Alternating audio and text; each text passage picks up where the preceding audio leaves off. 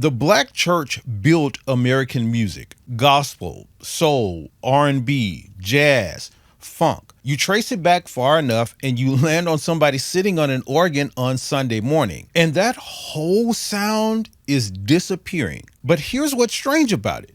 Nobody killed it. There's no war against it. There's no villain.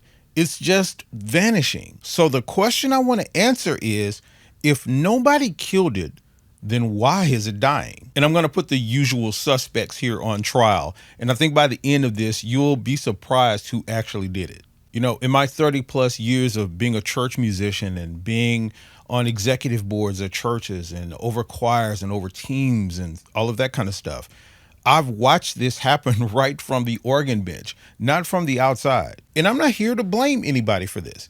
In fact, I'm going to clear the people that most of us want to blame for this. I'm simply just going to follow the trail to the conclusion, and I'm going to let you decide if I'm right or not. So the three suspects that everybody points at, I'm going to first make the case against each one of them. And then I'm going to show you why they actually didn't do it. And then I'm going to show you who is really to blame for this. So stick with me, because the answer to this is one that nobody is looking at. Suspect number one is the YMs, the young musicians. See what I did there?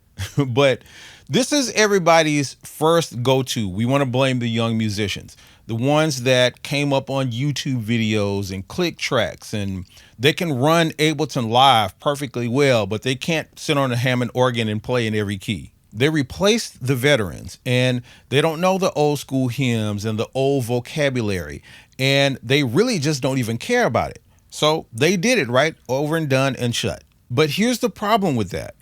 You can't blame somebody for not passing down something that nobody ever taught them. The YMs didn't inherit a choir loft. They inherited a laptop. There was no veteran sitting at the organ bench teaching them how to read the room, because the organ bench got replaced before they even sat down at it. They're not the ones who broke the chain. They were just the first generation who were never handed it. So the YMs are good in this case. They didn't kill the sound. They're not the suspect. They're just the next victim of it, which means we keep looking. Suspect number two is the music. So maybe it's the music itself, the whole Hillsong elevation worship Bethel sound that came in with a 5-person praise team and some pads and tracks running in the background that replaced the choir. That aesthetic rolled in, and the whole gospel sound itself rolled out. Sounds like a clean motive, right? But think about this. Music has always changed. There was a time when the gospel sound itself was the new conventional thing. And there were the old heads in church talking about this was the devil's music and we shouldn't be playing this kind of music. There's nothing inherently wrong with the pad. There's nothing wrong with a new song. The new music showing up isn't the crime. The crime is that the old vocabulary went silent. And a new song showing up didn't force it to disappear. There's something else that pushed it out the door. So the new music isn't the killer of the black church sound either. I mean, it's kind of standing over the dead body looking at it, but it didn't pull the trigger. So, okay, that's two suspects down. Suspect number three are the pastors and the leaders. And this is the one that I'm sure everybody's waiting for. So all of these pastors, they started chasing the trends. They started chasing the sound, the lights and the screens and the projectors and the fog machines and the production. They're the ones that cut the band budget and brought in the tracks.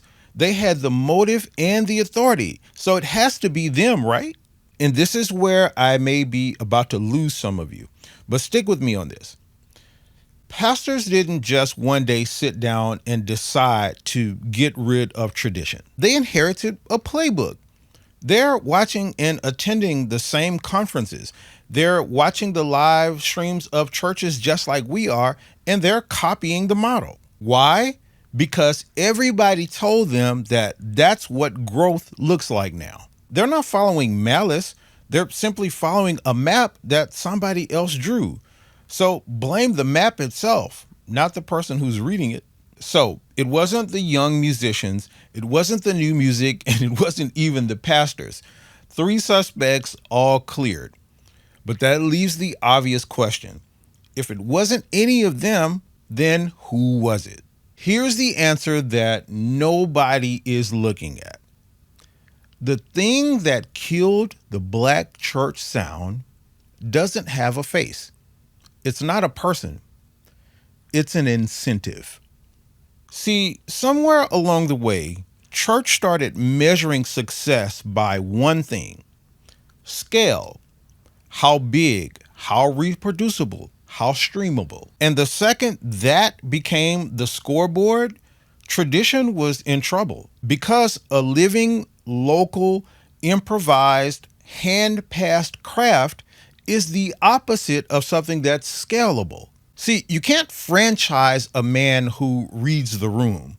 You can't live stream a craft that only exists in person. You can't put that "I felt the spirit, so I modulated up a half step" into a Sunday morning template. So the tradition itself didn't lose the fight, it just became inefficient. In a church world that suddenly awarded efficiency, the traditional stuff just got optimized out. So no person killed the black church sound. It just got replaced because it didn't scale. And that's why nobody could find the killer of this black church sound.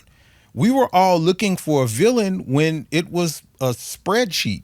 It wasn't a war. It was an upgrade that nobody noticed that they were installing. And here's what that upgrade costs.